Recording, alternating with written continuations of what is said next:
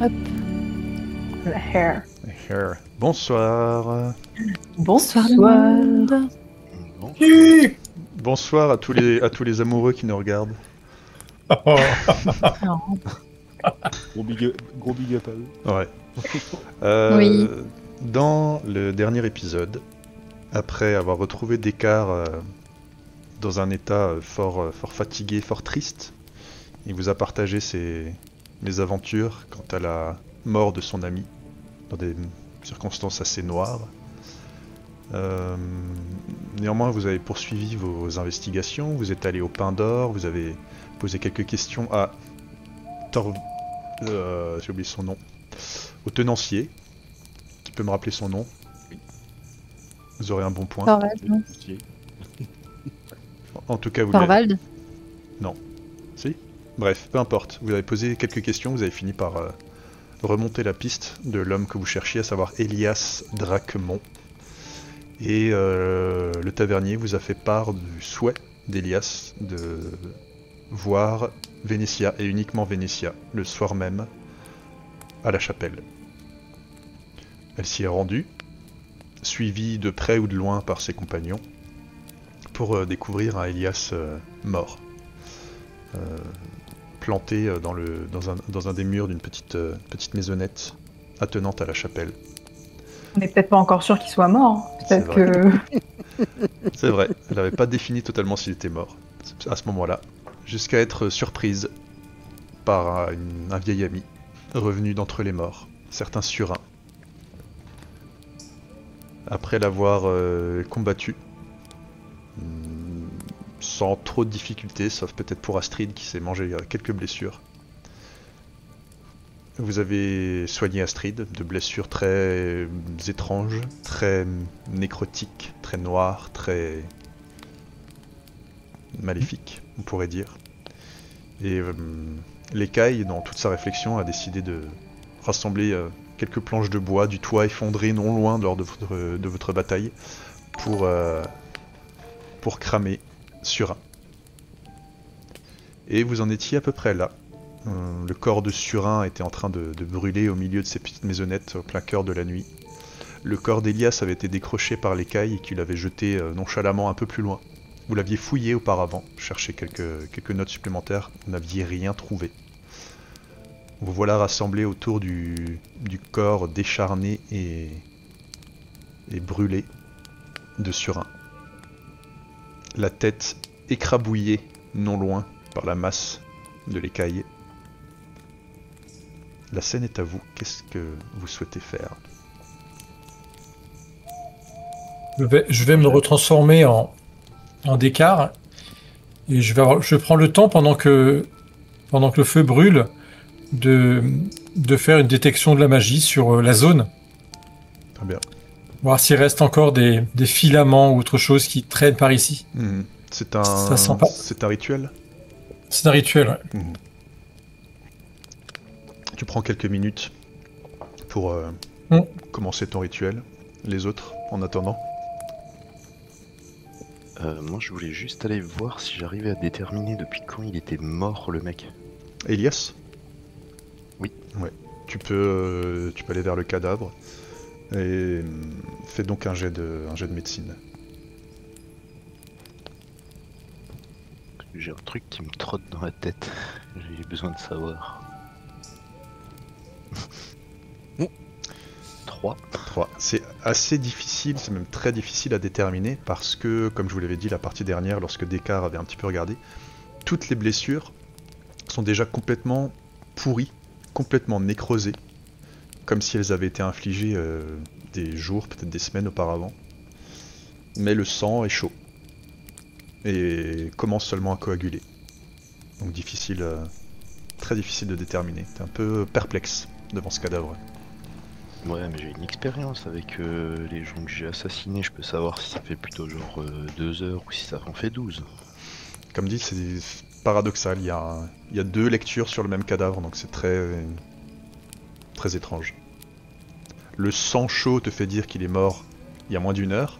Les blessures déjà complètement nécrosées te laissent croire qu'il est mort il y a plusieurs jours.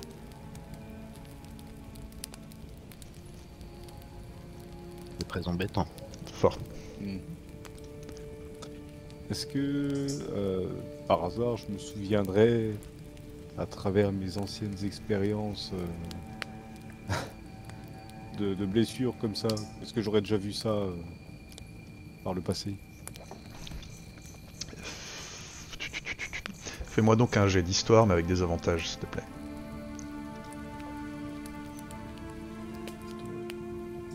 On n'est pas à l'abri d'un bon jet. On n'est pas à l'abri d'un bon jet. Eh bah, 15. 15. Ça pourrait... T'as comme des flashs d'un très lointain champ de bataille, avec entouré de tes frères Drakeïdes, avec ton... Tu sens la présence impie et puissante de ton maître derrière toi. Et ton maître était capable d'infliger ce genre de blessure. Ce genre de blessure qui pourrissait et qui nécrosait immédiatement quand il les infligeait. Ok. Je vous en fais part de cette information. Moi qui ai du coup ressenti les blessures directement, est-ce que j'avais déjà ressenti des blessures pareilles dans ma vie? J'imagine que non, mais au cas où. Toi, non. Ok.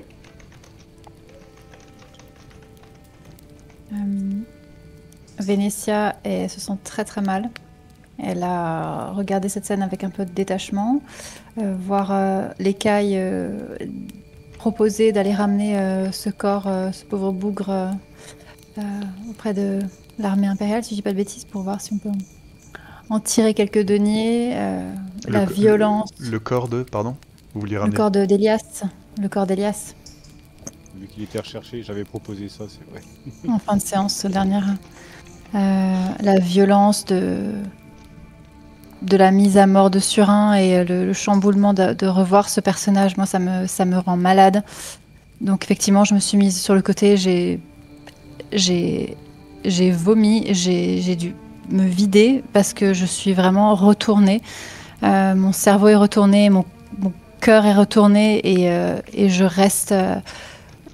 enfin, je me mets sur le côté pour vomir et je regarde cette scène et je regarde ce bûcher et je suis pas bien du tout et vous voyez Vénétia qui une nouvelle fois s'effondre devant ce bûcher et devant cet homme qui a fait du mal à mes proches. C'était assez insupportable de le mettre à mort une première fois et de le revoir revenu d'entre les morts dans toute son horreur. C'est assez insupportable pour Vénétia. Et vous me voyez m'effondrer devant son corps et sa pourriture qui brûle devant nous. Et voilà, je reste silencieuse, mais je vais vraiment pas très bien. Comment vous réagissez, Peut-être. les autres? Je passe juste derrière elle, je pose ma main sur son épaule, je dis rien et je m'en vais. Je retourne au corps d'Elias. Je suis assez omnubilée par les flammes pour l'instant et je regarde vraiment le feu et j'essaye de digérer ce qui vient de m'arriver parce que j'ai cru un instant quand même que j'allais y passer, donc voilà, je suis un peu fixée sur ce feu pour l'instant et regarder le corps de Surin se décomposer. Ben, moi je vais voir Vénétia parce que je sais toujours pas qui c'est ce mec, donc je vais aller juste la réconforter. C'est vrai, tu sais pas. Parce que je sais pas qui c'est ce gars, mais je vois Vénétia qui pleure, donc je vais la réconforter. Merci. Cet homme a tué mon fils alors qu'il était bébé dans son berceau. Et cet homme est la première personne que j'ai moi-même fait mourir. Et c'est une blessure qui se refermera jamais pour moi. Jamais. Et sûr. Vous discutez, les uns et les autres pris par le feu qui brûle et vous sentez tous une présence arriver derrière vous.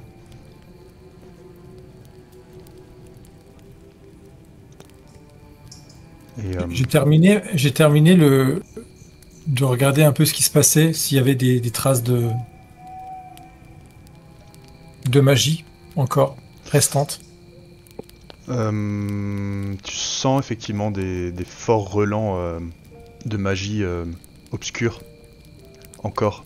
C'est très fort, c'est très puissant, c'est presque aveuglant. Presque comme une brume noire qui t'empêche de voir au-delà de la zone dans laquelle vous êtes. Ok.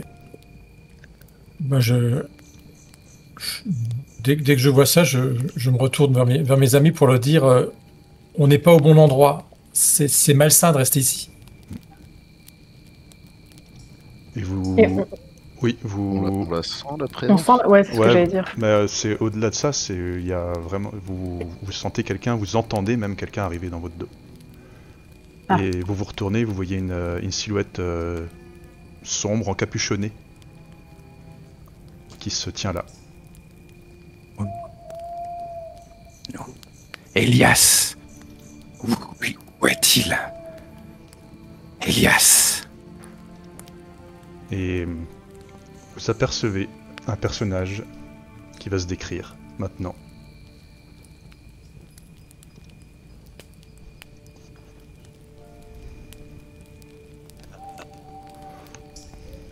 Eh bien, vous voyez un personnage. Donc dans un capuchon noir, sombre en tout cas, qui a l'air d'être assez grand, mais relativement frêle, qui a une posture un petit peu étrange, un petit peu courbée, et qui porte un masque, une sorte de masque de fer rouillé, brun, presque orangé. Et sur les épaules, il a différents petits colifichets, principalement en os, des ossements, des petits crânes. Il porte un bâton simple en bois dans une main et vraiment une sorte de grande bure sombre. Je saisis ma masse. Je m'approche de ce nouveau personnage. T'es qui, toi?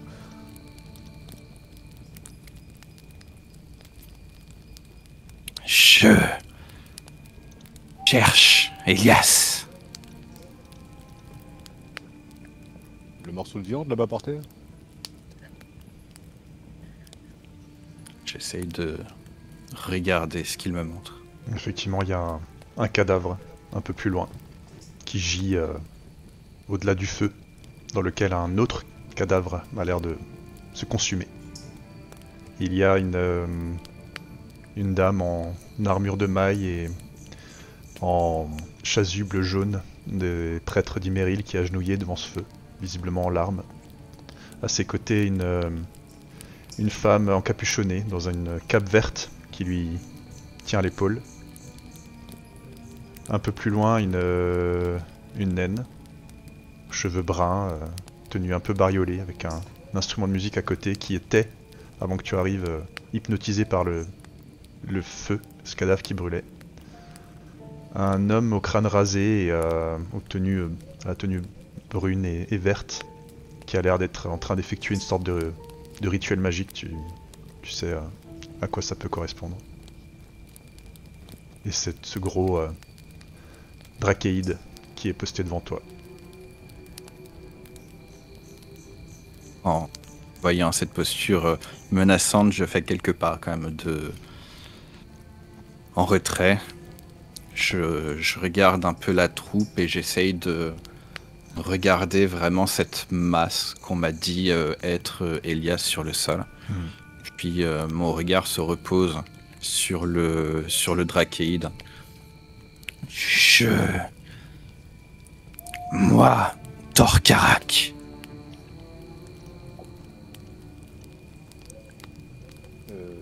Torkorak.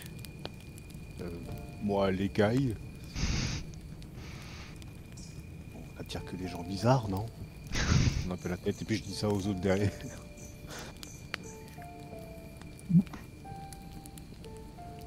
Avec les bruits et effectivement, ça m'a coupé dans mon obsession de faire ce feu. Je me retourne doucement, je vois cette personne, je vois l'écaille tenter de communiquer et j'attrape ma rapière dans le dos et petit à petit, j'avance très doucement en essayant de bien l'observer et d'essayer de comprendre ce qu'il nous veut et essayer de voir surtout s'il m'a l'air dangereux ou pas.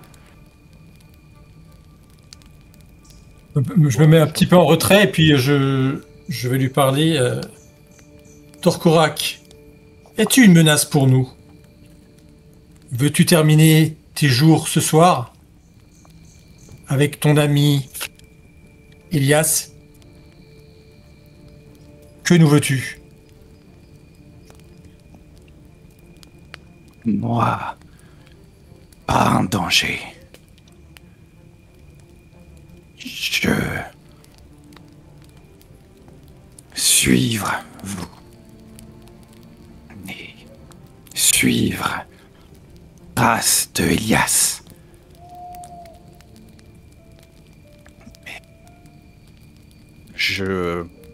D'une main gantée, je pointe la plus petite figure d'entre vous.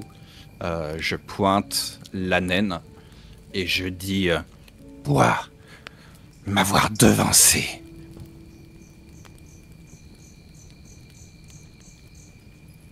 Et je continue de m'approcher doucement et pendant que je marche, je lui demande de devancer de quoi?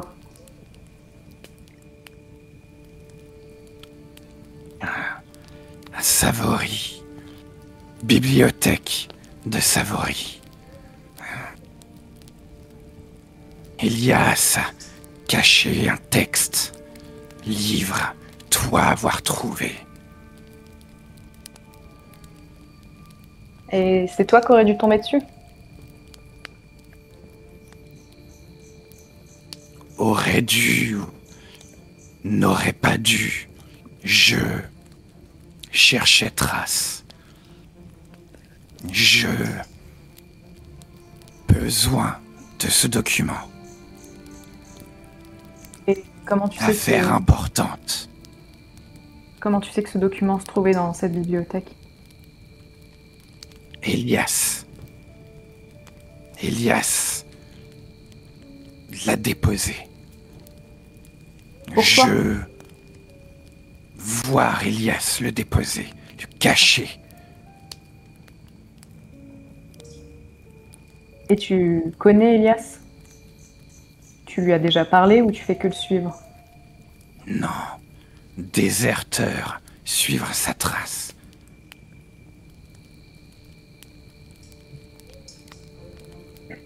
Je regarde le reste du groupe, je suis un peu décontenancée. Donc t'es aux ordres des impériaux? Tu es un chasseur de Non. tête? Non. Avoir mes propres objectifs. Pas impérial. Donc c'était pas Elias que tu suivais là, c'était bien nous, que tu savais que c'était nous qui avions ces documents. Oui. Ouah. Suivre trace d'Elias jusqu'à compter Savory, Lyotimon. Puis bibliothèque Savory, toi, trouver document dans le livre. Avant moi.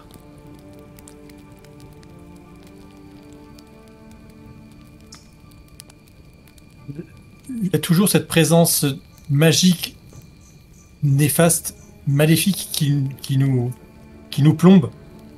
Même si tu es toujours, pris par ton sort de détection de la magie, tu vois que doucement ça a l'air de se dissiper, mais vraiment très doucement, des petits filaments qui ont l'air de se libérer, de partir, mais c'est toujours très sombre ici, très oppressant. Je vous propose de nous déplacer un petit peu, d'aller discuter dans une zone qui sera peut-être plus saine pour tous. Et en passant, je mets une petite, je pose l'épaule sur, je pose la main sur l'épaule de Dame Vénétia, si elle est encore dans ses pensées, pour essayer de la prendre avec, qu'elle arrête de regarder le feu. Je la guide. Dame Vénétia, venez avec nous.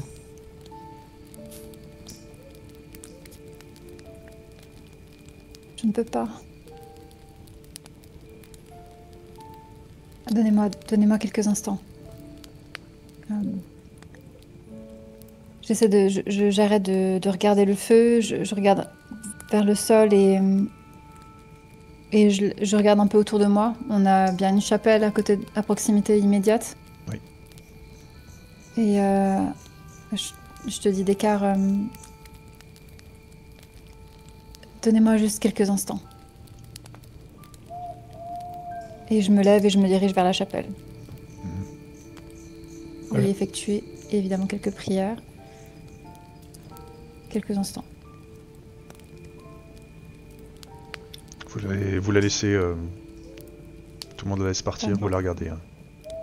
Je Juste reste si jamais sur le chemin qu'elle parcourt pour rentrer dans la chapelle, elle s'approche de moi, je recule. Je fais des pas en arrière, je garde une distance de sécurité par rapport à l'intégralité des personnes qui sont en face de moi. C'est effectivement le cas. Il va falloir qu'elle passe... Dans sa trajectoire croisait normalement quasiment ton chemin, mais puisque tu recules, effectivement elle passera à côté. Je m'éloigne. Très bien. Je fais pas très attention à toi. Ok. Torco... Oh, j'ai perdu le prénom. Torcorac. Il est possible que tu n'aies pas encore saisi son nom, Vénétia, étant donné que tu étais complètement dans tes pensées, dans ton monde à ce moment-là. Tu passes la double porte de la chapelle. C'est une chapelle qui n'a plus trop l'air d'être vraiment utilisée. Elle a pris la poussière, les bancs en bois dans la chapelle ont commencé à pourrir, à s'émietter, à s'effriter. La peinture est totalement écaillée, les fresques ont quasiment disparu. Il y fait un froid terrible. D'ailleurs, quand tu passes la porte, tu es obligé de forcer un peu, elle a l'air d'être un petit peu coincée par le temps. D'écart, tu notes, avec ta vision de détection de la magie, que même la chapelle est prise dans ce brouillard, dans ce miasme de ténèbres et de pouvoir obscur. Ouais. Néanmoins. Je vois pas de lueur dans la chapelle. Elle ressemble à... Voilà, il n'y a pas de... Il n'y a même pas quelque chose de divin qui en émane. C'est... Ouais. Vénétia, tu rentres dans la chapelle. Oui. Cette chapelle totalement abandonnée. Est-ce qu'il y a une statue d'Iméril, quelque chose? Il y a des semblants de... Il y a un hôtel cierges, devant toi. Les cierges sont cassés en deux. L'idole de Iméril est tombée. Et la tête est cassée. Ok. Je me mets tout simplement à genoux, j'essaie de récupérer des fragments de l'idole d'Iméril, notamment la tête que je tiens, que j'essaie de rassembler, je sais pas combien de morceaux, combien de fragments il y a, mais j'essaie de reconstituer un semblant de tête et je garde dans mes mains et je suis à genoux, je baisse la tête et je prie de toute mon âme. Tu es obligé de tenir cette statuette comme on tient un bébé pour que la tête soit repose plus ou moins sur le corps. Donc, tu tiens cette statuette au creux de tes bras. Tu es à genoux. Tu lances tes prières vers Iméril. Absolument. Est-ce que depuis l'extérieur, j'ai une vue sur Vénétia et sur cette scène? Tu peux la voir, on va supposer que oui, par une vue un petit peu en biais. Les portes qui sont restées ouvertes, tu peux la voir s'agenouiller et tenir cette statuette. Ouais. Statuette qui est cassée. Ouais.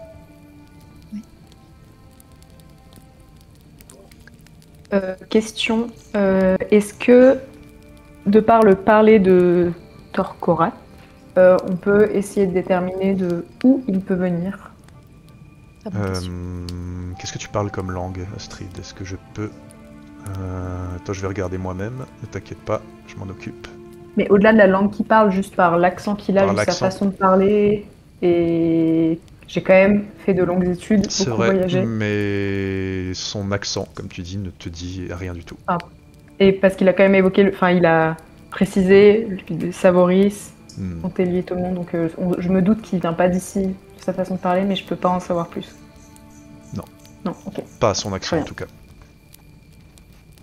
Mais on voit pas grand-chose, on voit pas du tout de morceaux de sa peau, on voit pas son visage, il est recouvert, donc pareil, on voit rien. Non, vous voyez. Je porte des gants également. Ok. Et vous voyez que voilà, il y a une tenue. Non, vous voyez pas de peau. Et son timbre de voix non plus, le fait que ce soit très rauque comme ça nous dit rien sur... Non, ok. Tu ne peux tirer que les conclusions tente. que la joueuse tire sur Ok. ce personnage. Vénitia, vers quoi vont tes prières? Vers Iméril, vers mon fils, vers ma matrone, vers Surin et vers son âme définitivement rongée, j'imagine, mais vers des horreurs qu'on a traversées, vers le loup rongé que nous a décrit Descartes, vers toute cette noirceur ambiante et cette mort qui nous entoure et cette sombre destinée qui semble m'accompagner. Est-ce que tu veux bien, s'il te plaît, me faire un jet de sauvegarde de sagesse? Un instant.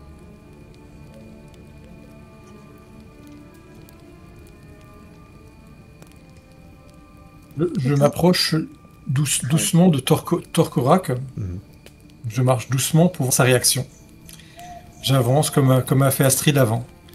Voilà, avec mon bâton, j'avance comme si j'allais lui serrer la main ou sans être agressif, pour le voir de plus près et peut-être sentir une odeur, voir un petit morceau de peau parce qu'on voit vraiment rien du tout. Donc je m'avance tranquillement vers Torkorak. Mhm.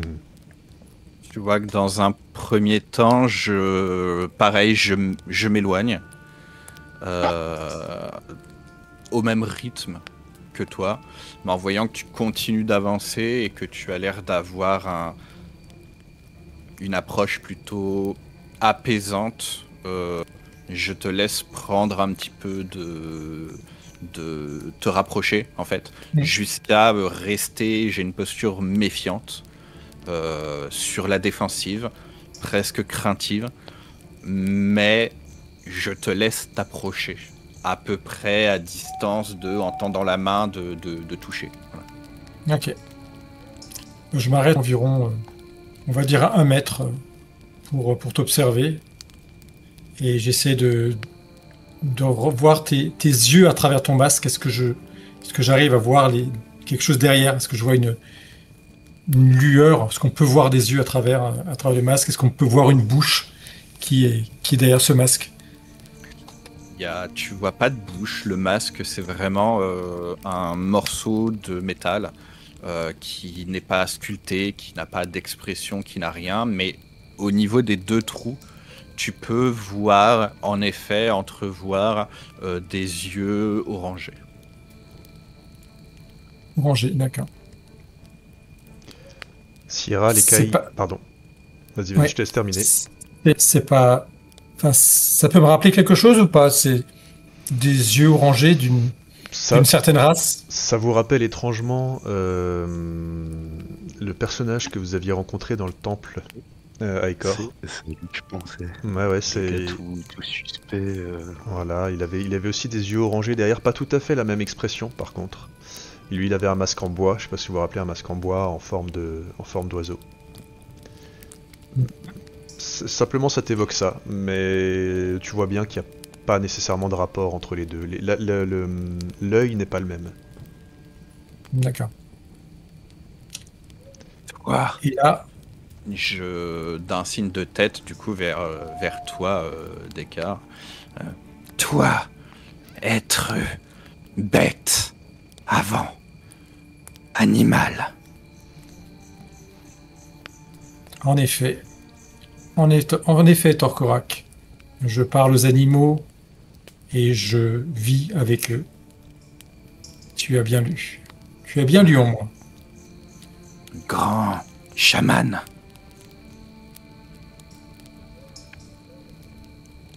Je fais un petit signe de tête comme ça. Je rends ton signe de tête. J'ai toujours la tête qui se retourne vers la femme armurée qui a l'air d'être triste devant une statue brisée et qui tient des morceaux de statue. Les Kaishiera, vous faites quoi pendant ce temps? Quelle est votre posture? Quel est votre état d'esprit? Vas-y, je te laisse parler en premier. Je lui demande s'il connaît un Nial. Nial, non. On en a rencontré un qui se cachait aussi derrière un masque. Très gentil. Il nous a bien aidés. Je me demandais s'il faisait partie de votre peuple. Ah, connaître Nial. Un peu les mêmes coutumes. Et je m'avance un peu vers lui en même temps que je lui parle. Je m'avance en lui parlant. Pareil, je me rééloigne un petit peu. J'ai laissé une personne s'approcher, il y en a une deuxième. J'ai pas envie de me faire encercler. Donc j'essaye de me déplacer. Voilà. Tu te recules, derrière toi, tu as une masse imposante que tu as croisée. Première personne qui est venue te parler quand t'es arrivé, les cailles derrière toi. Pas forcément bougé. Il est derrière moi? Je pense, hein. Je Alors, l'aurais je vu sais s'il plus m'a comment on contrôlé. était tous Comment- passés, comment, situés. Là, pour moi, dans ma tête, j'étais entre lui et puis la chapelle. D'accord, donc effectivement, il est pas derrière toi. Ouais. Il est bien face à toi. Ouais. Je n'aurais pas laissé les cailles se mettre derrière moi. Il y a une personne que je laisse pas derrière moi, c'est les cailles. Si je vois qu'il recule, je m'arrête, je lui montre juste, j'ai rien dans les mains. Je suis pas venu chercher des problèmes. Je me posais juste la question parce que cet homme a été très gentil avec nous, mais il nous a quand même pris un petit quelque chose. J'aurais bien aimé savoir si vous le connaissiez, si vous pouviez nous en dire un petit peu plus sur vous.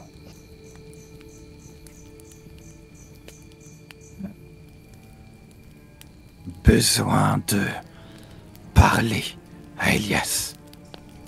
Affaire importante.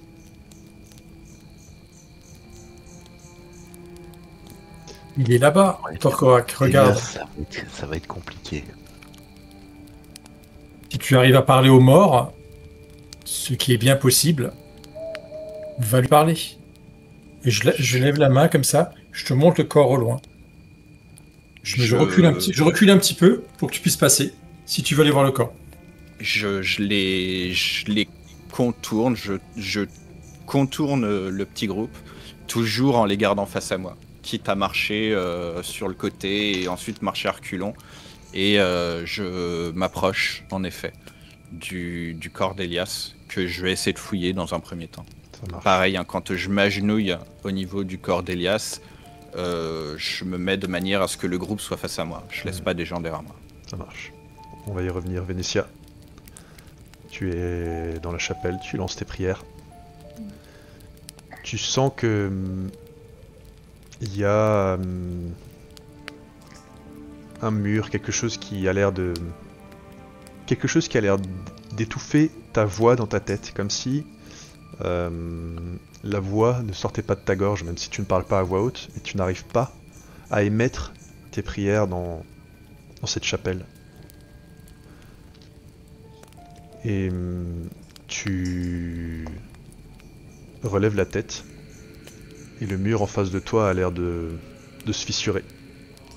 D'abord doucement, une fissure qui se crée, et puis de plus en plus vite, de plus en plus large. Le sol se met légèrement à trembler. des débris qui sont sur le sol vibrent.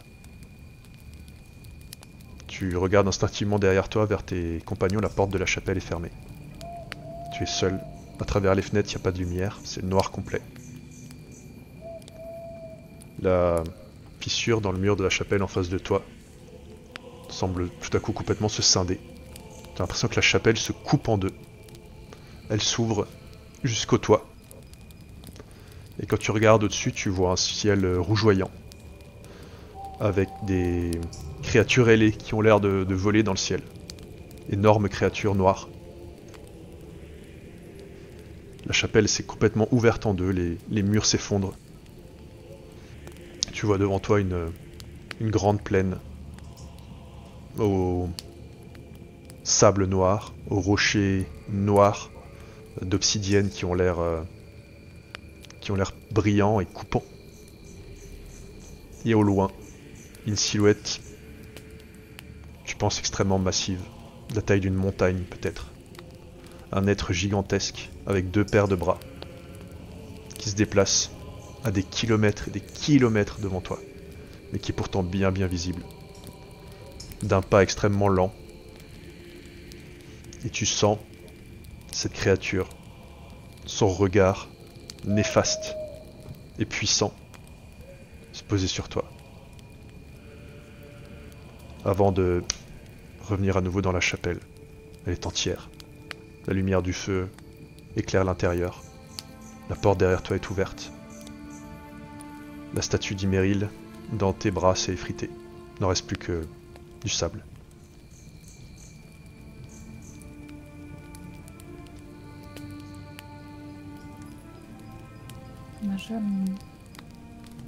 Je constate que la statue s'est effritée et je l'écarte simplement les doigts pour que le sable ou ce qu'il en reste coule sur mes doigts. Et je regarde devant moi et je me secoue la tête, et je me passe la main sur le front. Il est trempé, tu te rends compte que tu es trempé de sueur. Et je regarde au-dessus de moi. Intacte la chapelle. Intact. Est-ce que... D'écart, cette en parallèle, toujours sous l'influence de ton sort, tu notes que les ténèbres se sont dissipées. On reprend Vénétia. On reviendra tout à l'heure. Est-ce que cette figure que j'ai vue me dit quelque chose? Ces 2 énormes paires de bras, cette statue noire, massive, à des kilomètres énormes, à pas lents, est-ce que ça me dit quelque chose? Ça te parle pas, aucune représentation dans ce que tu as pu étudier ne mentionne une créature pareille. Pourtant, au fond de toi, il y a un nom qui résonne en boucle. Kil'jaeden. Est-ce que dans mon cœur, je pense que c'est lui? Est-ce que un de ses nombreux disciples, en tout cas l'œuvre de lui, quoi. Son œuvre à lui. Tu es intimement convaincu que c'était lui. Mais j'en ai pas la certitude. Enfin, je le sens juste dans mon cœur. Tu en es sûr. C'était lui.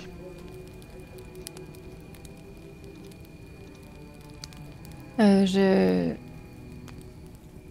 pose mes 2 mains au sol, j'ai le souffle très très court. Je me secoue encore une fois la tête, je m'essuie encore une fois le front. Je prends une grande respiration et je me lève et je quitte cet espace. Je sors de cette chapelle. Je quitte les lieux. Tu sors de cette chapelle fatigué. Épuisé. Sous le coup d'une émotion forte, mais avec la conviction que tu as chassé les ténèbres de cet endroit. Okay.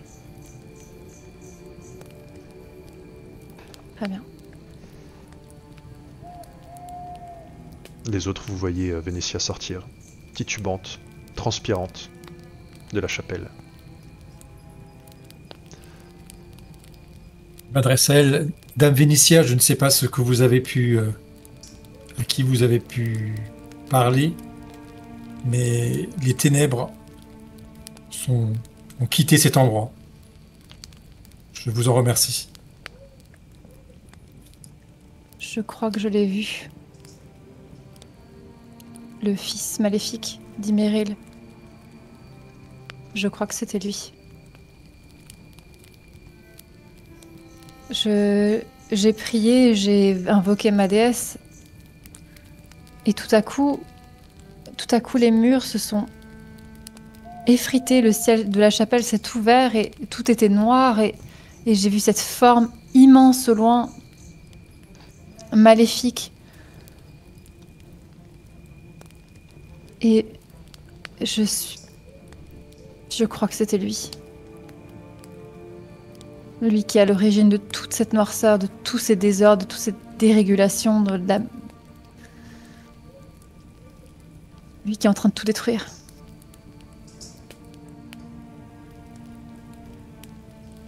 Qu'est-ce qu'il veut faire ?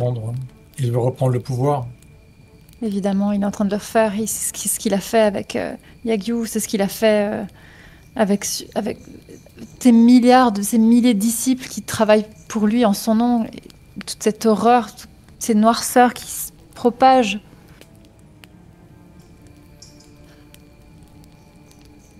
Il est immense.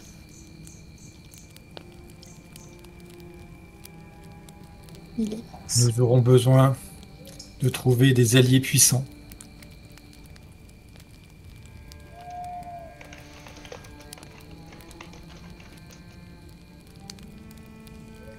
Et je me retourne vers Torkorak.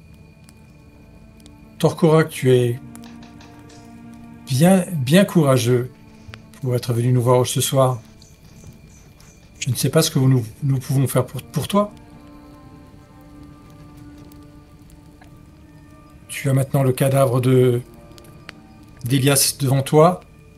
Fais-en ce que tu veux. Il ne nous servira plus à grand-chose.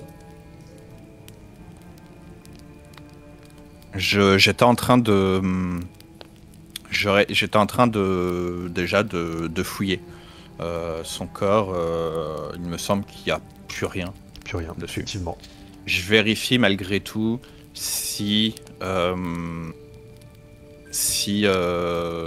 sa tête a l'air d'être entière. Oui. Ça, Oui, ouais, il y même a, si il elle y a est, un- il y a un gros morceau de gorge qui a été arraché. Mais la tête est toujours bien là. Ok. Je relève la tête vers toi, Descartes. Vous m'avoir aidé. Moi, pouvoir aider. Je fais un signe de tête vers cette femme en armure qui est sortie de la chapelle. Je me relève, je m'éloigne du corps d'Elias.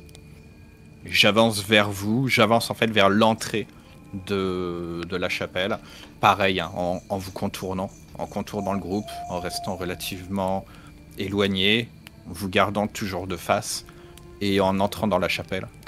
Je vais m'approcher de cette statue, de ce qui reste de cette statue, et de la chose que cette femme en armure portait. Je vois que ça a l'air d'être quand même très abîmé. Apparemment, c'est quand même imité. Je vais quand même essayer. Je vais incanter un sort dessus et essayer de la réparer. Donc, je passe ma main au-dessus et pour ceux qui les plus perceptifs, vous m'entendriez parler dans une langue que vous connaissez pas. Et bah, je laisse le MJ décrire ce qui se passe. J'essaye de réparer ce que, en utilisant le sort réparation, ce que Vénétia tenait. Ouais.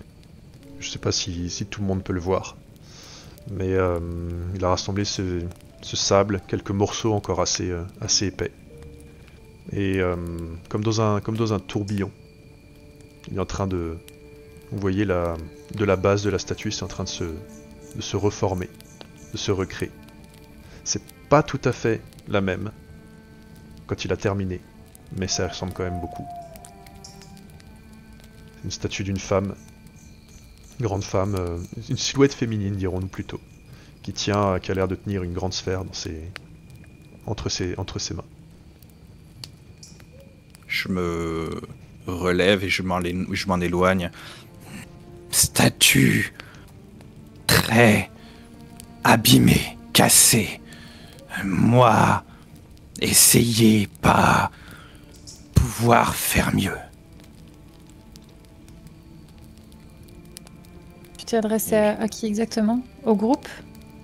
Au groupe, mais j'ai l'air d'avoir la tête plus inclinée vers toi. Mais je m'adresse au groupe. Je pense que c'est à ce moment-là que je te remarque vraiment. Parce que jusqu'à présent, j'étais pas vraiment là. Et j'entends ce que tu dis, je lève la tête vers toi et tu as la statue dans tes mains, je sais plus exactement, tu t'es rentré dans la chapelle, tu avais fait ça où exactement? Je l'ai fait dans la chapelle. Si elle devait trôner quelque part, je l'ai laissée là où elle était en fait. Après l'avoir réparée, je la remets si elle était, je sais pas, sur un hôtel ou sur quelque chose. Je la remets sur l'hôtel. Ok.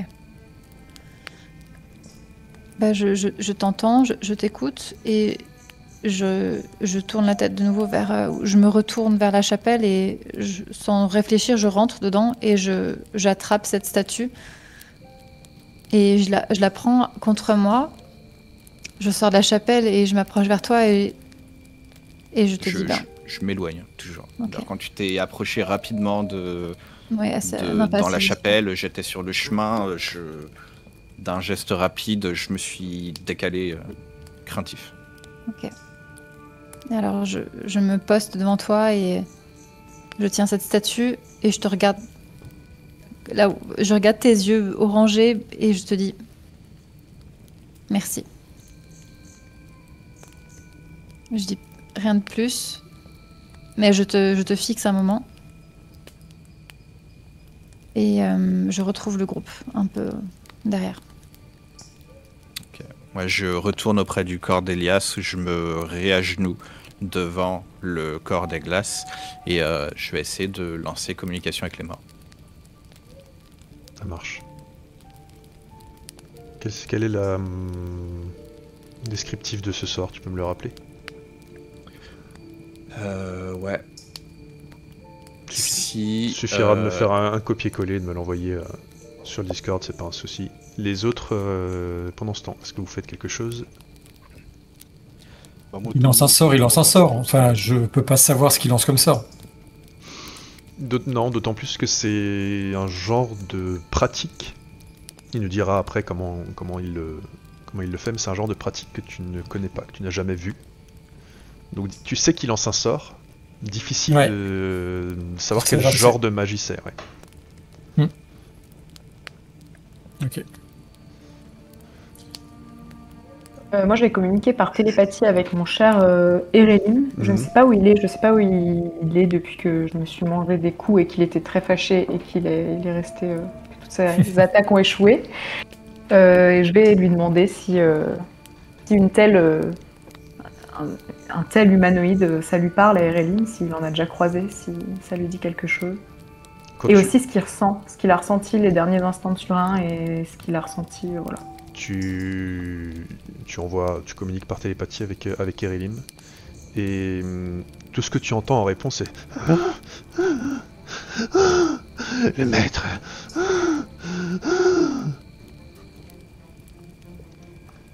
Et ok. Et je le vois pas autour. Il est parti se planquer quelque part. Tu peux deviner sa présence. Okay. Il est dans un recoin sous un tas de paille ou quelque chose comme un.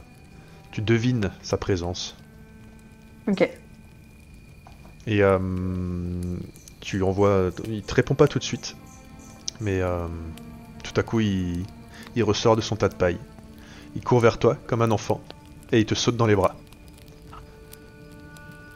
Il dit rien et tu entends juste. Mais il te serre comme un.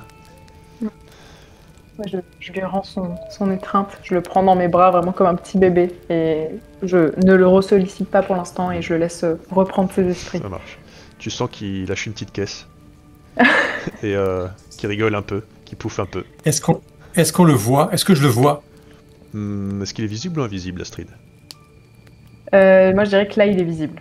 Alors donc tu le Ok, bah dès qu'il est visible, bah, je me rapproche d'Astrid le plus tranquillement pour l'instant. Et si jamais j'ai l'occasion, je lui mets un coup de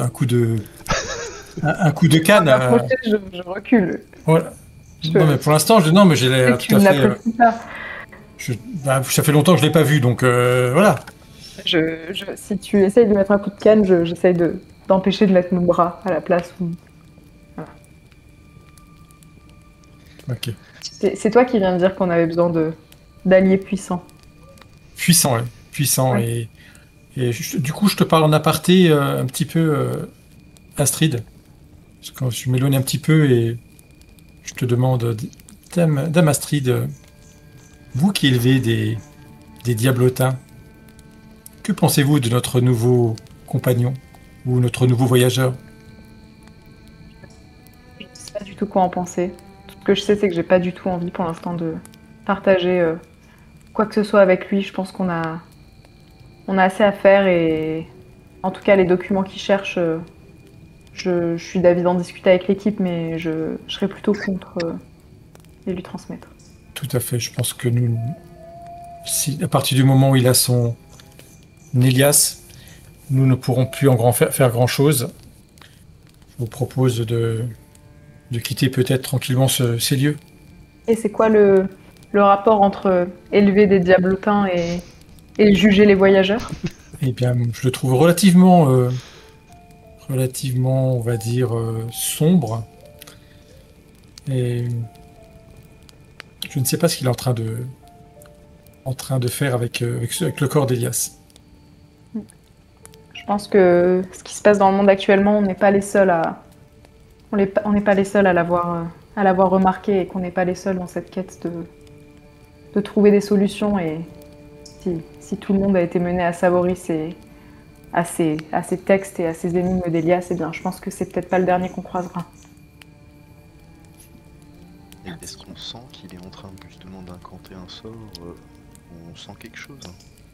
Alors vous ne ressentez rien, surtout vous qui n'êtes pas, Lekai et Sierra qui n'êtes pas nécessairement des utilisateurs de magie. Mais vous voyez en revanche très nettement qu'il est en train d'effectuer quelque chose de magique. Ouais. Vous voyez d'ailleurs que sous ma bure, j'ai sorti une sorte de tablette, peut-être une tablette d'argile ou de terre cuite, voilà, une tablette de ce type, et j'ai l'air de lire quelque chose ou d'utiliser ça en tout cas pour incanter quelque chose. Et ben, étant donné que je ne sais pas ce qu'il fait et que je sais pas ce que c'est la magie, bah moi je me mets en position d'attaque et je lui demande ce qu'il fait, très clairement en le menaçant. Parce que je sais pas s'il est en train de faire un rituel de nécromancie, s'il est en train de faire quoi que ce soit, j'en ai aucune idée et j'ai aucune confiance. Moi, je me contente d'être appuyé contre le mur de la chapelle en train de l'observer, la masse, le manche couché sur le bras, tu sais, juste à attendre. Ayant déjà vu les autres faire quelques gestes avec les mains, je me dis, ouais, ça doit être un truc du genre. Il fait partie de la même famille. Zinzin de la magie. Tu me demandes du coup, c'est ça, tu me menaces et tu m'interpelles? Je te demande très clairement, en te menaçant, qu'est-ce que tu es en train de faire? Parce que je te regarde, ce qui m'interrompt un peu, donc, et dans un signe d'apaisement, je parle à Elias, l'homme bête, dit que je pouvais Et je regarde Descartes. Mon regard a l'air de se diriger vers Descartes. Vous ne voyez pas, mais derrière le masque, j'ai un regard d'incompréhension, de confusion. Dame Sierra, en effet, je lui ai dit en fait qu'il pouvait disposer du corps d'Elias. On va voir ce qu'il peut en faire. Ok, alors je débande la flèche. Gentiment. Je me fais une note mentale que le plus dangereux et le plus méchant d'entre eux, ça n'a pas l'air d'être le dragon, mais la demoiselle capuchonnée. Je reprends du coup. À quoi ça ressemble donc quand tu fais tout ça? De la même manière, j'incante, je murmure des mots que vous ne comprenez pas, et au bout d'un moment, vous allez voir le corps d'Elias s'animer, commencer à bouger, commencer à s'élever, presque à flotter, mais c'est vraiment juste la tête qui a l'air de s'animer. Et c'est comme si la tête s'élevait et du coup tout le reste du corps, comme un pantin, reste accroché et suit, mais les bras vraiment qui tombent, enfin le reste du corps ne l'est pas du tout. Et la tête arrive à peu près à mon niveau, face à moi. Et à partir de ce moment-là, normalement, je peux lui poser des questions. Vous voyez une sorte d'éclat, une lumière un peu verdâtre, peut-être sortir de la bouche, sortir des yeux, sortir des trous de la tête de... Alors, ce qui se passe à ce moment-là, c'est que donc moi j'étais appuyé contre le mur en train d'observer gentiment ce qu'il faisait, et quand je vois le cadavre qui commence à se relever, dans un mouvement de panique, je prends la masse et puis je la lève. T'as pas longtemps pour réagir. Hein. Je mets les mains presque. Alors j'ose pas directement m'interposer devant, mais je mets les mains et je dis stop, stop. Et encore une fois, mon regard se tourne vers Descartes d'incompréhension de la situation. Du coup, je regarde Descartes aussi. C'est quoi ça? Alors, je n'arrive pas à mettre de mots dessus. Quelqu'un qui parle avec les morts, est-ce que c'est vraiment normal? Qui es-tu? Je te parle à toi, donc... Torkorak. Torkorak. Je m'adresse à toi parce que ça me... D'accord, ça te dérangeait pas que tu ailles voir le corps, que tu fouilles un petit peu, mais je pensais pas que tu allais faire ce genre de choses. Waouh, avoir dit parler avec Elias. Moi parler avec Elias. Tu peux vraiment lui parler? Le corps est toujours suspendu par la tête, les yeux d'Elias ont l'air un peu paniqués. Il regarde comme ça ce qui se passe autour. Mais il dit rien pour l'instant. Ça me paraît très étrange. De mémoire, j'ai un temps limité pour le faire. Je vais vérifier, mais...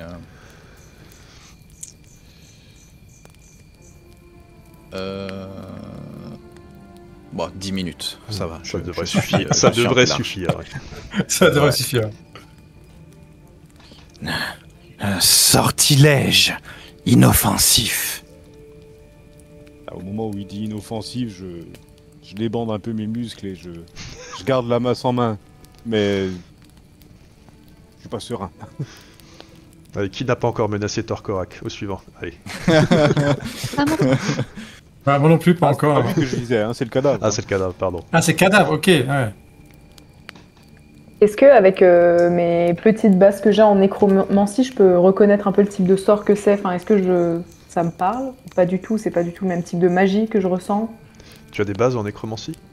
Oui, tu as des bases en nécromancie, c'est vrai, excuse-moi. Tu as des bases en nécromancie. C'est pour ça que t'es avec le diablotin, là. Ouais, c'est de la nécromancie.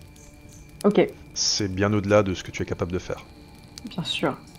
Évidemment. Mais je reste quand même très attentive à ce qu'il fait pour bien vérifier que ça reste un sort pour je ne sais pas quoi faire exactement, mais qui semble inoffensif, et pas des sorts d'attaque qu'il essaye de... Le cadavre tel que vous le voyez, comme il l'a décrit, effectivement, il a l'air totalement inoffensif. Tel un pantin, Ok. c'est vraiment la tête qui s'est animée, qui a levé le corps. C'est la tête qui porte le corps. Et je pense bien que là, en l'état en tout cas, le corps ne peut rien faire de menaçant ou de dangereux. Je vérifie quand même d'un coup d'œil que tout le monde s'est un petit peu calmé et que je vais pas... que je peux commencer. Et pour être sûr malgré tout, pour pas qu'il y ait quelque chose supplémentaire au moment où il va commencer à parler, je vous dis... moi, commencez à interroger maintenant. Un peu comme pour avoir votre approbation, entre guillemets, de nouveau. Vous voyez, encore une fois, Torkorak a l'air d'être relativement craintif, nerveux lui-même. Moi, en fait, je suis assez bouche bée finalement que tu arrives à faire ça. Et donc, je réponds pas, je regarde la scène, quoi. Ok. Moi, je tiens fermement la statue d'Imeril et je fredonne quelques psaumes pour Imeril. Voilà, en tenant pas très rassurée de voir effectivement un cadavre s'animer. En tout cas, la tête d'un cadavre s'animer, ce qui est encore plus flippant. Après tout ce qu'on a traversé, tout ce qu'on a vu, là, je pense que c'est pas mal. Et voilà, je serre fort la statue d'Imeril que je lâche plus. Et voilà, je ne décroche pas mon regard de ce que tu es en train de faire, Torkorak, prête à intervenir en cas de besoin. En faveur de mes camarades. Donc, je peux peser... T'as lu le sort Ouais, du coup ? ouais. Je peux poser 5 questions et il ne peut pas répondre, il ne peut pas donner des informations qu'il ne connaît pas, notamment les choses qui se passent après sa mort. Et il peut répondre en général de manière plus ou moins énigmatique par des phrases relativement courtes. Absolument. Je lui dis pourquoi avoir déserté ? Commence à parler, ça fait d'abord quelques petites bulles au niveau de sa gorge. Est-ce qu'on comprend ce qu'il dit ? Ouais, oui. Je parle en commun. Enfin, en la langue impériale, en tout cas en votre langue. Les mensonges. Tout n'est que mensonge.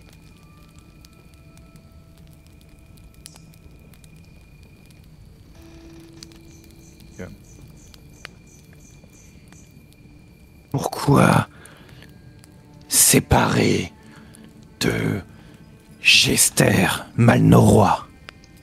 C'est celui que je connais. Ouais.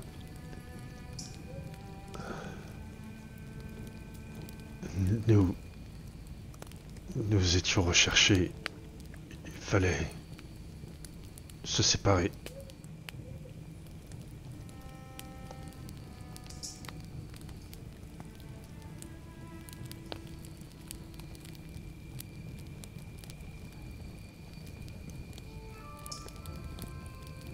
Duel.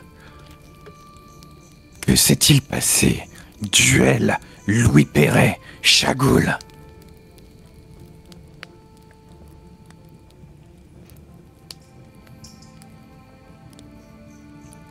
Chagoul n'est pas ce qu'ils disent. Le duel était faux.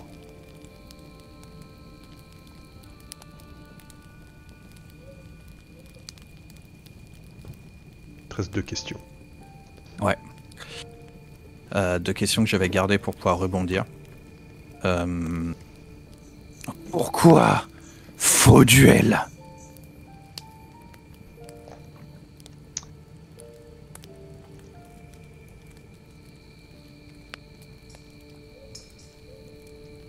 Des machinations politiques.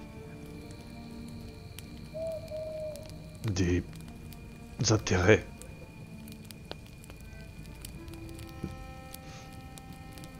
Chercher l'enfant.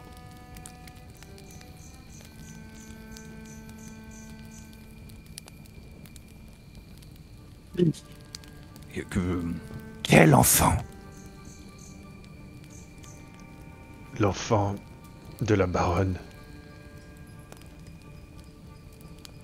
de Verbois. La baronne Rosaline Lacroix.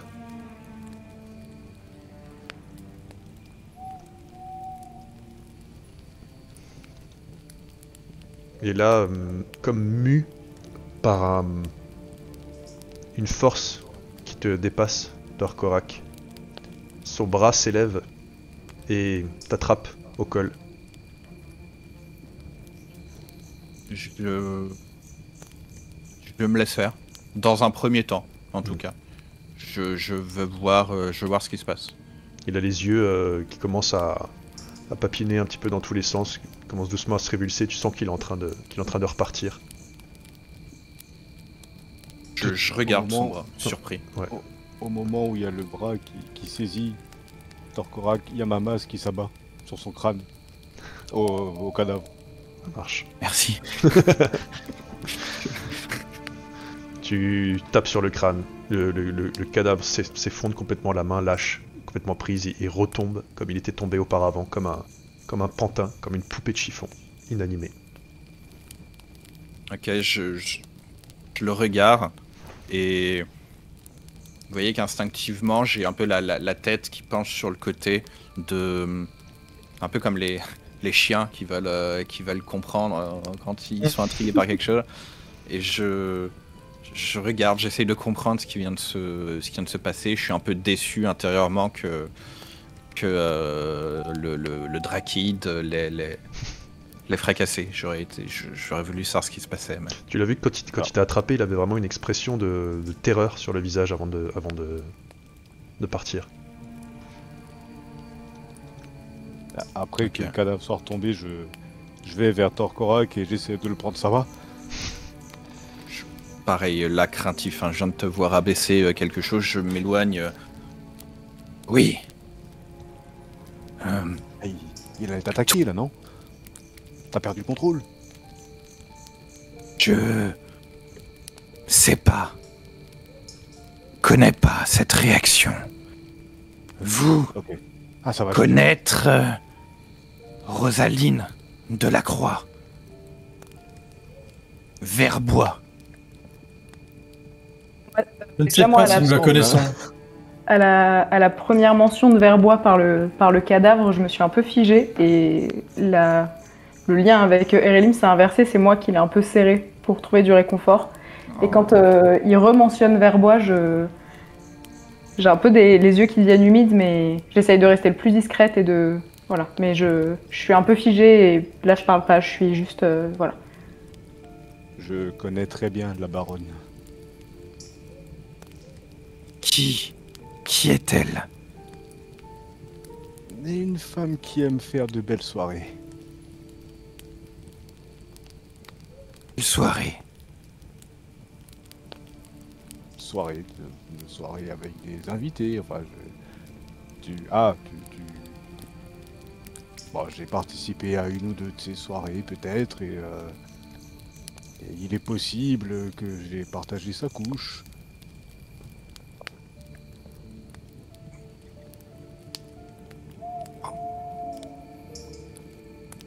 Je m'adresse à Torkorak. Je le regarde.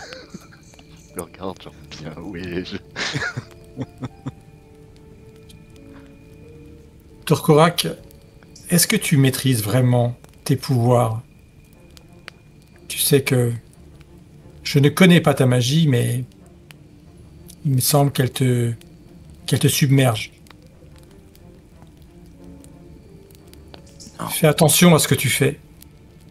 Magie inoffensive. Offensive, dangereuse.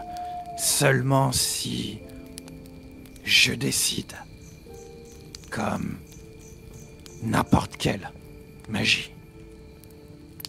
Yol, guidez-moi. D'où connais-tu Yol?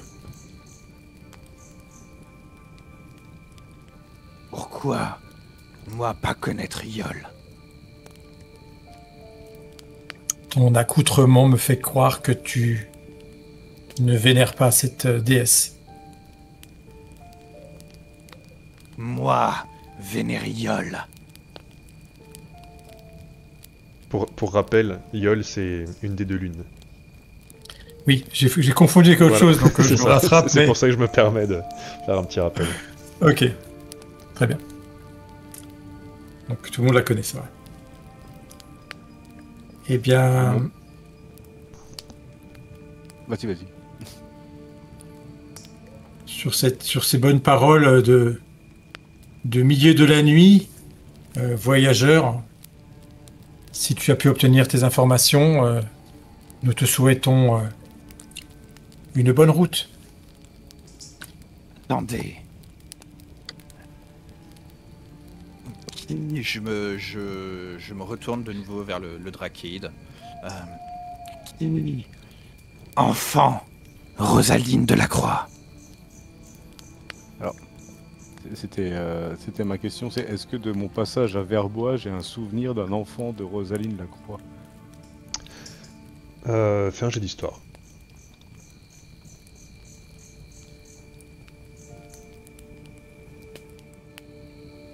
14. 14.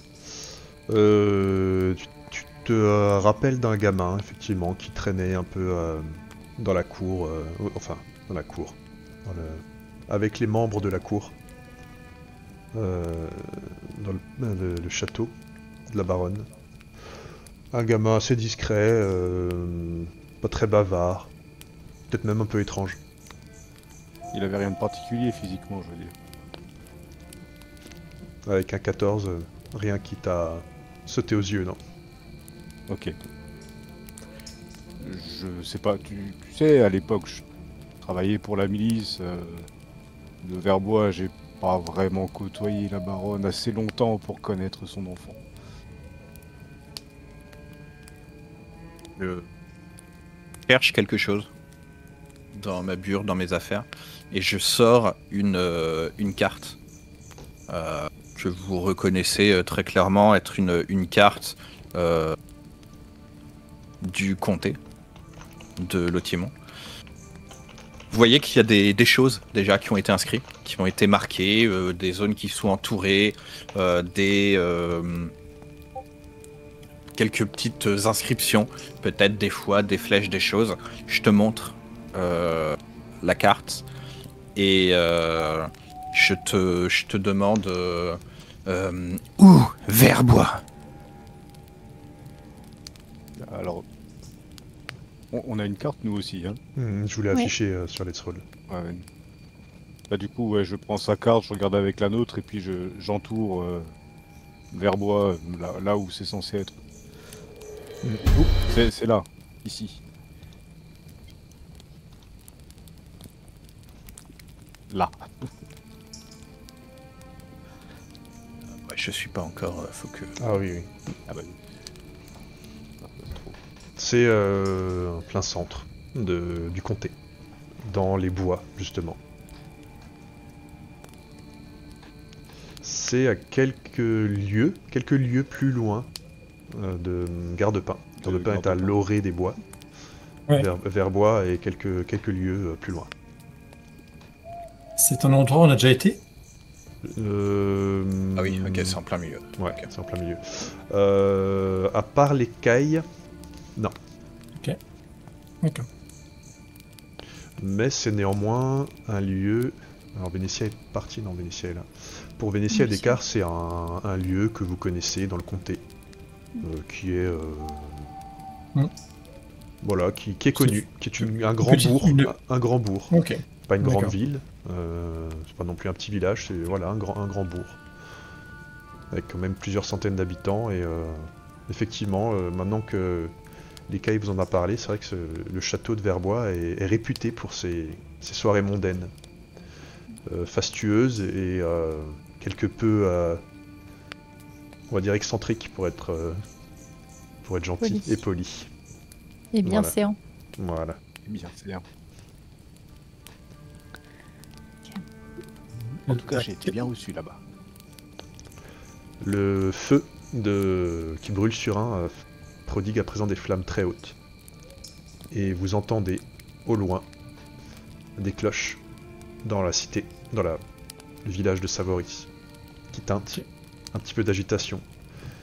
Et si vous regardez vers le village, vous voyez quelques lumières, quelques torches qui ont l'air de serpenter dans les rues de la ville et se diriger vers la chapelle, vers le feu et vers vous. Ah.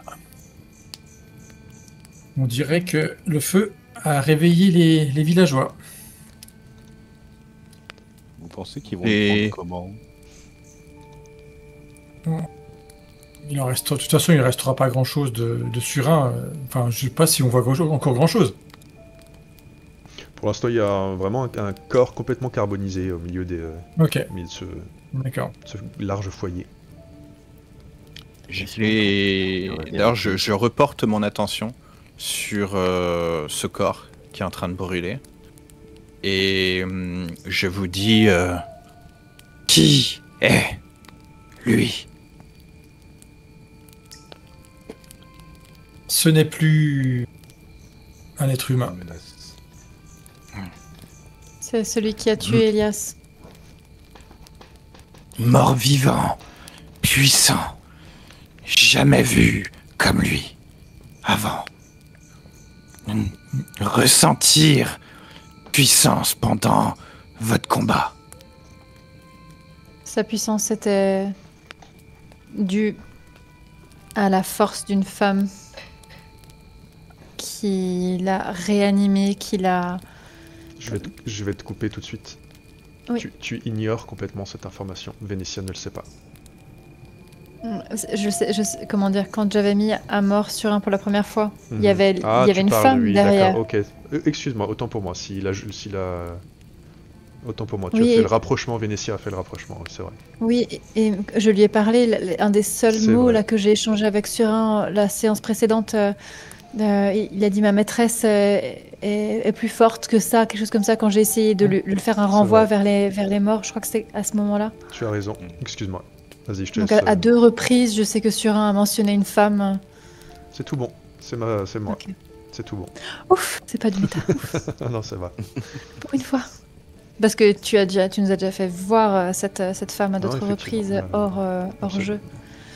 Voilà. Vas-y. J'explique qu'une femme était derrière, une femme très sombre et très puissante est derrière les agissements de cet homme.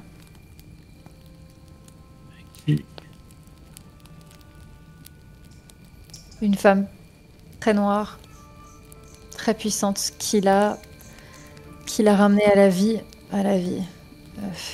façon de parler, qui l'a sorti de la mort, qui lui a conféré ses capacités de revenir parmi les vivants, de tuer visiblement Elias.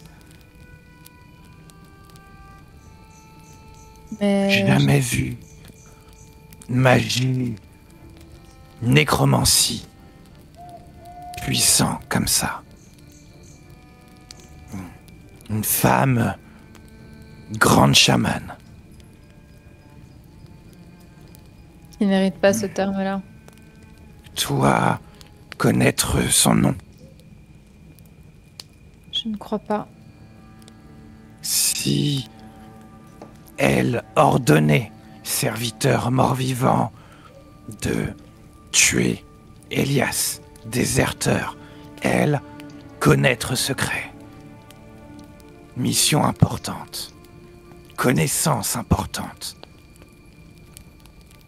Peut-être, n'était-ce pas simplement un... Je sais pas. Un hasard du destin. Je ne sais pas si...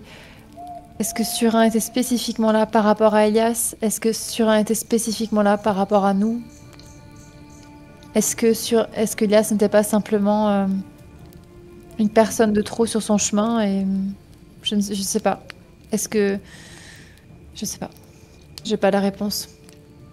On n'a pas la réponse.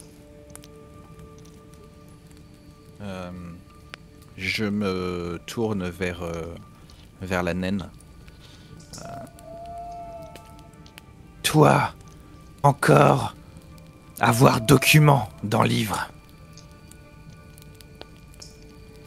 Je suis toujours avec Erelim dans mes bras comme un enfant qui tiendrait un doudou. Et j'ai le regard fixe face à moi. Visible. Il est visible, là. Ah, j'aurais réagi quand même. Je l'aurais regardé avec grand intérêt. Et du coup, j'aurais dit toi, maîtresse des démons,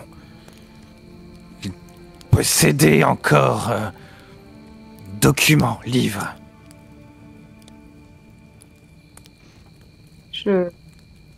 J'ai le regard encore fixe et quand il s'adresse à moi, je tourne seulement mes yeux, pas ma tête. Juste je tourne mes yeux et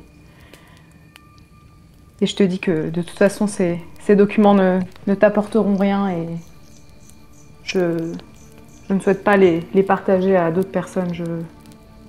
Je dois en discuter avec mes compagnons. Je ne peux pas discuter. Dans ta Moi, voir ces documents.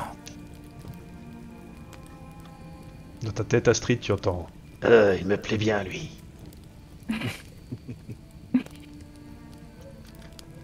Maîtresse des démons. Je regarde ma troupe et je leur fais un petit signe de tête de se diriger éventuellement vers la chapelle. Je sais pas, un endroit clos où on pourrait échanger. Ou peut-être s'en aller plus loin, vu que j'avais oublié, mais il y a des gens qui arrivent. Ouais. Moi, je propose tout simplement de quitter les lieux discrètement. Voilà, de marcher et de ne pas répondre à Torkorak.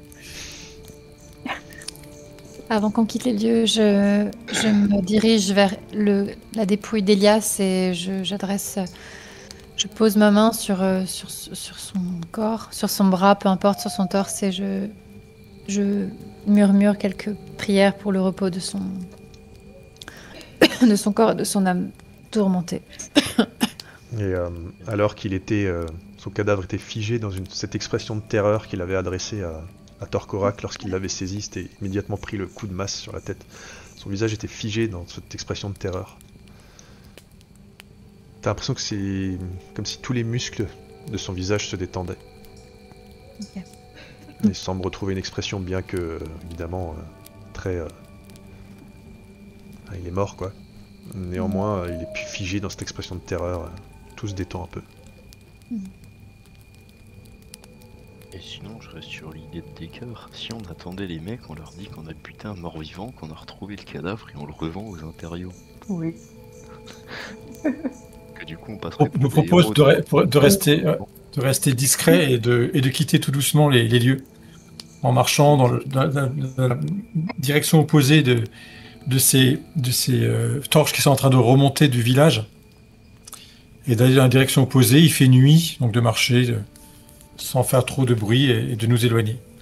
Ah, Tekar, je comprends ton idée, mais dois-je te rappeler que c'est le tavernier qui nous a envoyés ici, et qu'il y a de fortes chances qu'il sache qu'on est derrière tout ça? Mais peut-être pas les villageois. Peut-être pas tous les villageois qui viennent à notre rencontre. C'est Ouais, pas faux. mais Surtout qu'un- s'il nous balance au garde en disant qu'on l'a retrouvé, qu'on l'a tué pour qu'il se taise. Vous voulez faire quoi, cacher le cadavre? Non, les attendre et leur dire qu'on a buté un mort-vivant. Qui a tué. Ouais, mais si... mais, vous, comme vous êtes un petit peu sanguin, j'ai peur que... il y a quelques villageois qui passent à la trappe, donc... Ah, je fais pas de mal aux villageois, seulement s'ils sont méchants. Ouais. Je tue personne si on me paye pas. Tu vois? Donc vous voulez attendre ici? Vu que le tavernier s'est mouillé pour nous, je préférerais attendre ici. J'ai pas envie que ça lui retombe dessus. D'accord. Très bien. Et donc, on Et est rien quand ne même vous en, empêche d'y aller. on est quand même en aparté là, par rapport à Torkorak. Ah, on s'est mis de côté un peu, je pense. Voilà. Bah, rien qu'au Bon. signe d'Astrid déjà. Ouais. J'ordonne, en voyant les lumières remonter, j'ordonne dès maintenant à Erelim de se cacher. Disparaît. Est-ce qu'on a pu voir ton état un peu de stress, Astrid, à la mention de Verbois, Je pense pas, parce que je pense que tout le monde avait le regard sur le... Vénétia, si tu poses la question, fais un jet de perspicacité. Ok. Et puis Astrid, si tu veux le cacher éventuellement, peut faire un On peut jet, le cacher. un jet de tromperie. Et celle Efficacité. qui fera le jet le plus haut À gagner. a gagné. Ce sera Pendant qu'elles sont en train de voir qui est-ce qui a vu quoi, je vous pose la question, est-ce qu'on a appris quelque chose de ce dialogue d'entre les morts? Ouais, il y a un mec qui a de la magie qui est beaucoup plus utile que la tienne. Ah, bam, bam, bam, bam. Tout à fait, c'est fort possible. Mais Il Ou faut alors avouer t'aurais pu qu'il demander à l'arbre comment il est mort. Est-ce que... Il faut avouer est-ce que la réponse qui est la question qui est la deuxième question, c'est est-ce qu'il nous est utile? Est-ce que le fait d'avoir posé ces questions à Yanis, non, à Elias, ça nous a rapproché de quelque chose, ou est-ce qu'on avait déjà toutes les informations sur les documents? Il y a des on avait informations pas qu'on d'autres en... informations. Il y en a des nouvelles. Il n'y avait pas la des mention d'un nouvelles. enfant. Faire des trucs comme ça. Si, il y avait la D'accord. mention d'un enfant dans les documents. Par contre, il n'y avait pas mention que ce soit un enfant de la baronne. Et surtout, il a parlé d'un certain Gester Malnoroy. Est-ce que ça parle à Esther quelqu'un Malneroy, un truc comme ça, ouais. Ouais. Inconnu au bataillon.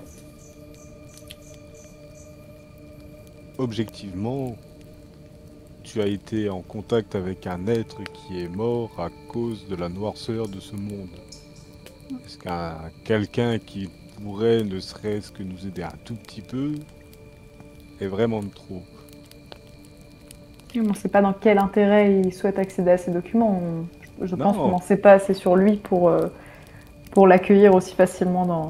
Après, encore une fois, objectivement, il y a un cadavre qui brûle, un qui est mort, lui qui a une apparence un peu étrange, et c'est moi qui vous dis ça. Peut-être que s'il posait problème, on pourrait le donner aux villageois.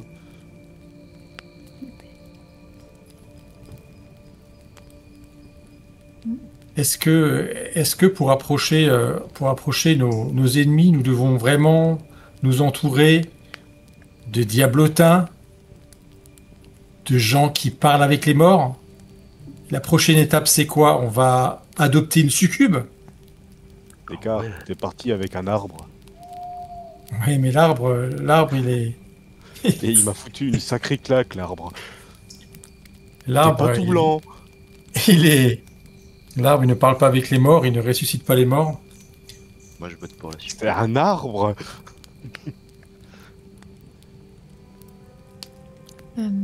Vénétia, tu as vu Donc, Astrid réagir à... Pardon, excuse-moi, la mention de Verbois, tu as même pu voir qu'elle avait les larmes qui lui montaient aux yeux. Assez discrètement, je m'approche d'elle. Donc on tient toutes les deux notre doudou dans les mains, à savoir Astrid, Erelim et moi ma statuette. Voilà, comme Quelque chose d'invisible, hein. Donc je tiens quelque chose, j'ai les bras comme ça, mais il n'y a rien derrière. T'as l'air juste un peu neuneux. Bon, c'est pas Voilà. grave. Bref. Discrètement, je te demande est-ce que tout va bien? Astrid, qu'est-ce qui se passe?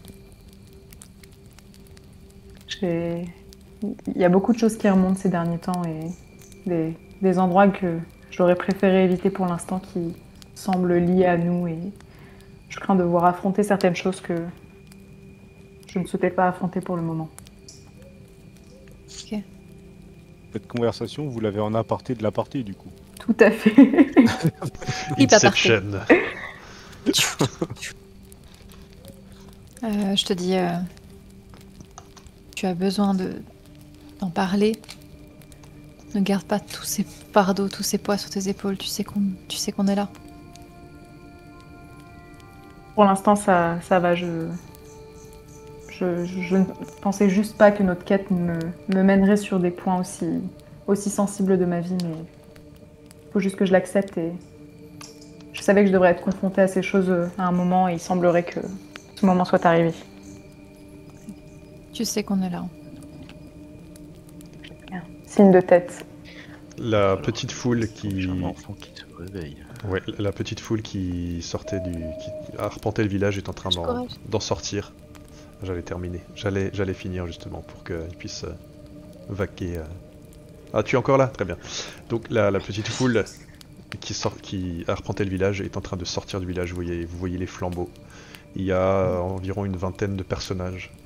Et certains ont, à la lumière des torches et de la lune, des éclats brillants. Visiblement, il y a des gens en moins, si pas en armes, au moins en armure, qui se rapprochent doucement de la chapelle.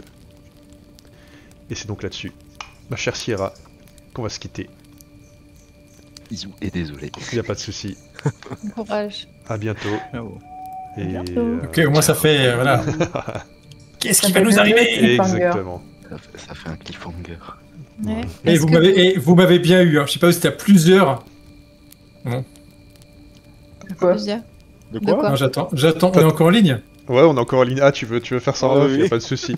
On peut dire au revoir et à la Au prochaine. revoir la Et on se met team. À la prochaine. en ligne. Bye Au bye. revoir. Bye bye. Merci les viewers. Mais tu vas dire un secret d'État si tu veux qu'on se déconnecte.